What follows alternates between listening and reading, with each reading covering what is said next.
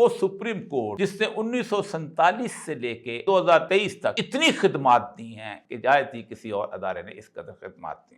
1954 میں جب پاکستان کے اندر ملٹری بیوروکریسی کا اقتدار نہیں تھا، سول بیوروکریسی تھی، تو ملک غلام محمد جو تھے انہوں نے پاکستان کی آئین ساز اسمبلی کو جب توڑ دیا تھا، مولوی تمیز الدین جو تھے وہ اس کے سپیکر چلے گئے تھے، اس کے لیے ریٹ جورسڈکشن میں سندھ ہائی کورٹ نے ان کی اسمبلی بحال کر دی تھی.